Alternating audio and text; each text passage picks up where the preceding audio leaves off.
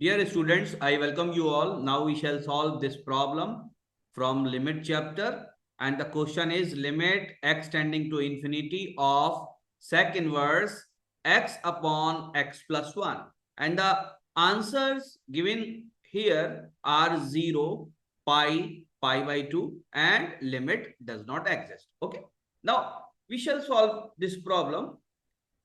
सबसे पहले बच्चों हम क्या करेंगे, सबसे पहले हम x की जगह 1/y को पुट कर दें, और जैसे ही हम ये पुट करेंगे limit x tending to infinity के बजाय अब हम पुट करेंगे y टेंडिंग टू 0, क्योंकि हमने y को x का रेसिप्रोकल पुट किया है। जैसे ही हम ये पुट करते हैं ये क्वेश्चन कैसा नजर आने लगेगा, यहां पर मैं दोबारा से लिख रहा हूं, ध्यान से देखिएगा। Limit y tending to 0 sec inverse 1/y plus 1 bracket close.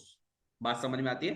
इसी को आगे चल के हम क्या लिख सकते हैं बच्चों, ध्यान से देखिएगा। Limit y tending to 0 and I will replace this sec inverse to cos inverse, और मैं डिनोमिनेटर को न्यूमरेटर से और न्यूमरेटर को डिनोमिनेटर से बदल दूंगा, और अब हो जाएगा y प्लस।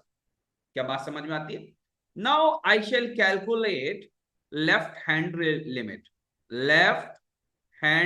लिमिट। अब मैं लेफ्ट हैंड लिमिट को कैलकुलेट करूंगा एट y इक्वल टू 0 पर। क्या बात समझ में आती है? ओके, तो मैं क्या लिखूंगा, limit y tending to 0 minus, ये बात याद रखने वाली है, y tending to 0 minus of cos inverse y plus 1। अब मैं क्या करूंगा बच्चों, रिप्लेस कर दूंगा, किसको, y को रिप्लेस कर दूंगा 0 माइनस दैट इज h से। तो लिमिट क्या हो जाएगी, limit h tending to 0 cos inverse 1 minus h। जैसे ही h की वैल्यू 0 पुट की जाएगी, cos इनवर्स 1 पॉसिबल है, हाँ पॉसिबल है, कब, जब ये 0 हो। तो लेफ्ट हैंड लिमिट कितनी आ गई मेरी, 0 के बराबर। Now I shall calculate, line खींच देता हूं ताकि दोनों चीजें नजर आए।